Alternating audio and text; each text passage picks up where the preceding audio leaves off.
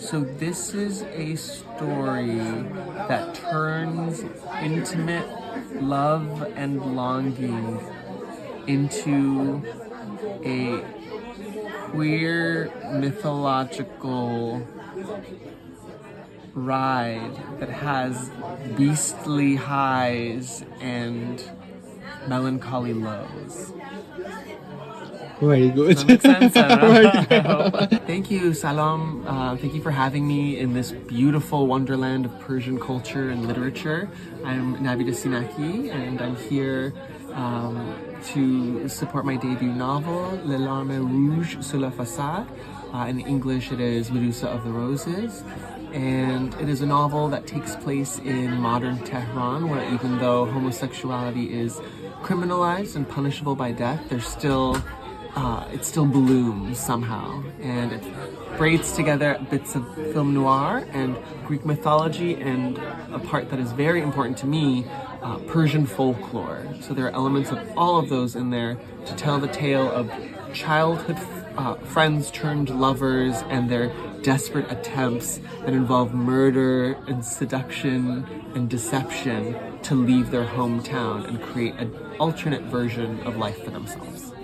I think I became gradually aware of it. It was kind of a seamless realization coming to truth.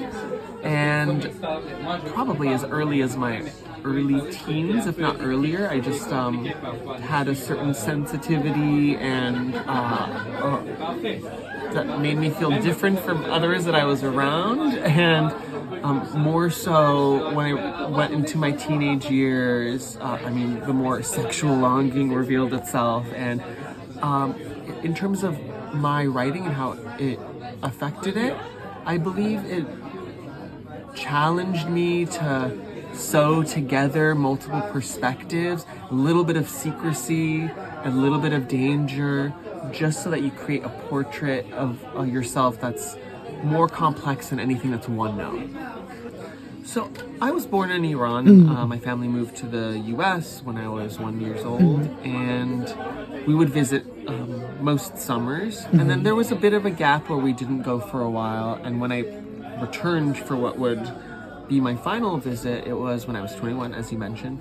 And in this visit, it just felt different because I was aware of myself. I was aware of my sexuality. And so this, not that I was projecting it onto anyone else, I was just traveling as a more emotional person. And so I listened to conversations differently. I noticed gestures of people holding hands, and so there was a electricity in the air that to me was very, very pronounced in a way as a younger child I didn't notice. And from that, I wanted to capture even a little bit of that vitality in my writing. And hopefully I did so.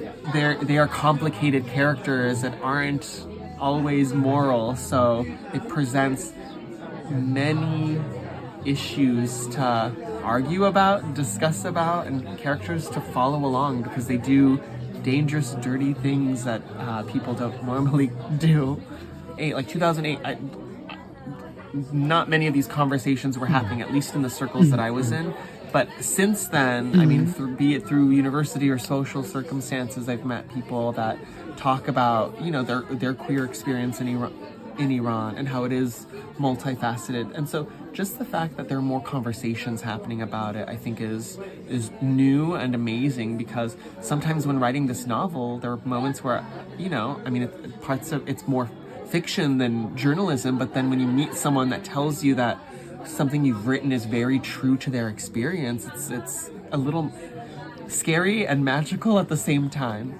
My challenge was trying to create characters that are undergoing circumstances that are difficult and dangerous, but they still love where they're from. And I wanted to hopefully portray that elegantly, as opposed to writing something very melodramatic, but I wanted to do them justice in their own way.